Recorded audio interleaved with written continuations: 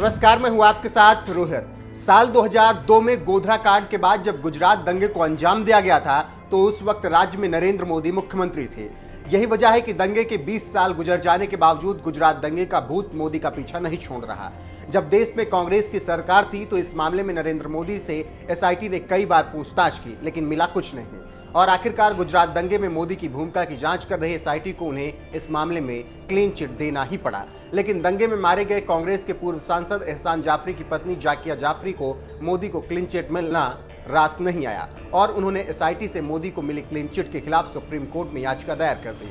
लेकिन supreme court ने उन्हें जबरदस्त झटका दिया है और मोदी के खिलाफ उनकी याचिका खारिज कर दी है। लेकिन हाँ, खारिज करते हुए सुप्रीम कोर्ट ने जो टिप्पणी की उसे भी मोदी विरोधियों को जरूर सुनना और समझना चाहिए। सुप्रीम कोर्ट ने बड़ा फैसला सुनाते हुए साल 2002 के गुजरात दंगों में गुजरात के तत्कालीन सीएम नरेंद्र मोदी और 63 अन्य लोगों की भूमिका को लेकर एसआईटी की क्लीन चिट को बरकरार रखा और एसआईटी की क्लीन चिट के खिलाफ जाकिया जाफरी की ओर से दायर की गई अर्जी को भी सुप्रीम कोर्ट ने खारिज कर दिया। और वरिष्ठ पत्रकार अरविंद सिंह के मुताबिक इस मामले में सुप्रीम कोर्ट ने कहा, पुलिस की कमी के बावजूद गुजरात प्रशासन ने दंगों को शांत करने की पूरी कोशिश की।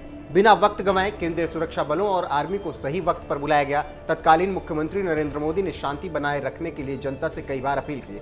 पुलिस अधिकारी संजीव भट्ट, श्री कुमार और हरिन पांड्या ने निजी स्वार्थों के लिए झूठे आरोप लगाए। इन्होंने दावा किया कि मोदी के साथ बड़े अधिकारियों की मीटिंग में दंगों की साजिश रची गई और वो इस मीटिंग में मौजूद थे, लेकिन हकीकत यह है कि वो इस मीटिंग में मौजूद थे ही नहीं।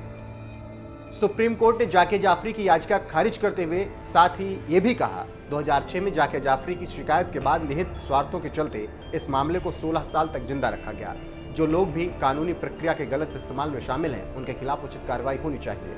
ऐसा लगता है कि जाकिया जाफरी किसी और के इशारे पर काम कर रही थी। उनकी याचिका में कई बातें ऐसी लिखी हैं जो किसी और के हलफनामे में दर्ज है और वो बातें झूठी पाई गई हैं। गुजरात दंगे में मोदी को एसआईटी जांच में मिली क्लीन चिट की रिपोर्ट को सही मानते हुए सुप्रीम कोर्ट ने कहा, एसआईटी ने सभी तथ्यों को ठीक से पड़ताल करके अपनी रिपोर्ट दी है। जांच के दौरान कोई ऐसे सबूत नहीं मिले जिससे ये संदेह भी होता हो कि राज्य में अल्पसंख्यक समुदाय के खिलाफ हिंसा की साजिश उच्च स्तर पर रची गई। हम एसआईटी की रिपोर्ट को स्वीकार करते हैं। सुप्रीम कोर्ट ने 9 दिसंबर 2021 को जाकिया जाफरी की याचिका पर अपना फैसला सुरक्षित रखा था।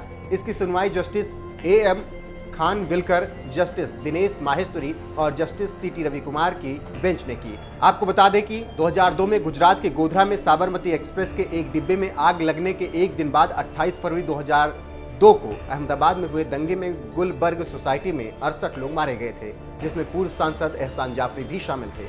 मामले की जांच कर रही एसआईटी ने 8 फरवरी 2012 को नरेंद्र मोदी और 63 अन्य को क्लीन चिट देते हुए एक क्लोजर रिपोर्ट दायर की थी।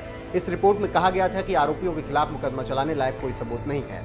इस रिपोर्ट के खिलाफ जाकिया जाफरी ने हाईकोर्ट का रुख किया था, जिसे 2017 में गुजरात हाईकोर्ट ने खारिज कर दिया था। गुजरात हाईकोर्ट के बाद जाकिया ने सुप्रीम कोर्ट में एसआईटी की रिपोर्ट के खिलाफ याचिका दायर की। आज सुप्रीम कोर्ट ने भी एसआईटी की रिपोर्ट को सही मानते हुए जाकिया जाफरी की अपील को खारिज कर दिया और कहा कि जाकिया जाफरी ऐसा लगता है कि किसी और के इशारे पर काम कर रही थी। उनकी याचिका में कई बातें ऐसी लिखी हैं जो किसी और के हलफनामे में दर्ज हैं और वो बातें झूठी पाई गई। बहरहाल इस पूरे मामले पर आपका क्या कुछ कहना, अपनी राय कमेंट कर हमें जरूर बताएं।